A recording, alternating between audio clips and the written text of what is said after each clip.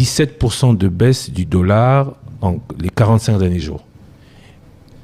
Les prix n'ont pas baissé dans la même proportion. Pire, attention, ceux qui sont payés en dollars perdent du pouvoir d'achat. Voilà.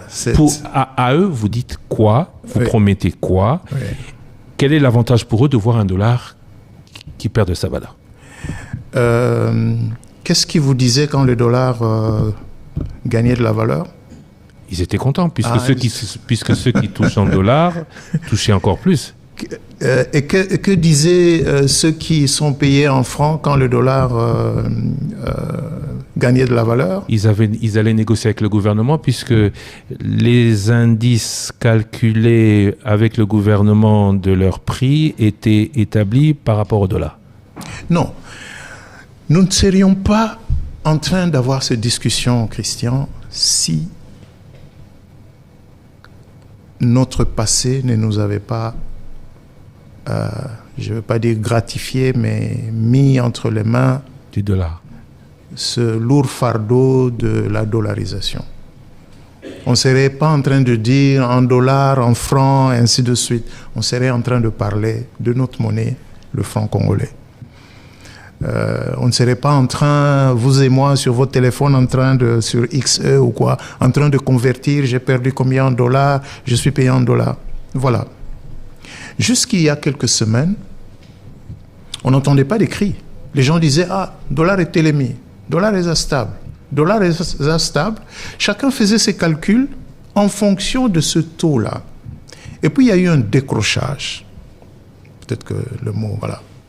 Une baisse sensible du dollar. Equity.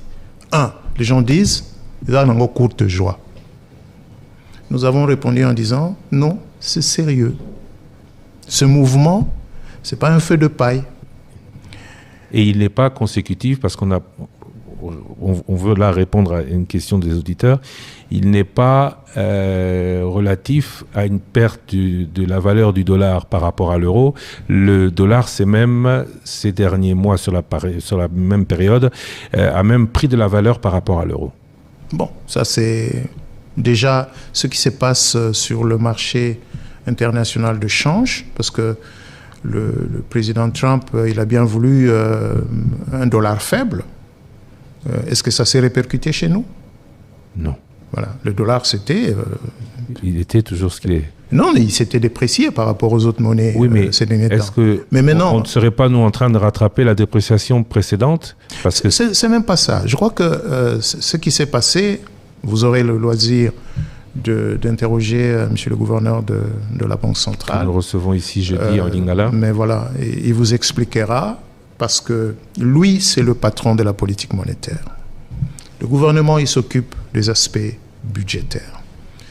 Mais nous faisons en sorte que ces deux volets-là, le volet monétaire et le volet budgétaire, ne recherchent pas des objectifs contradictoires, mais au contraire, que les deux volets convergent vers le même objectif. Et ça, je pense, on doit nous reconnaître de l'avoir réussi.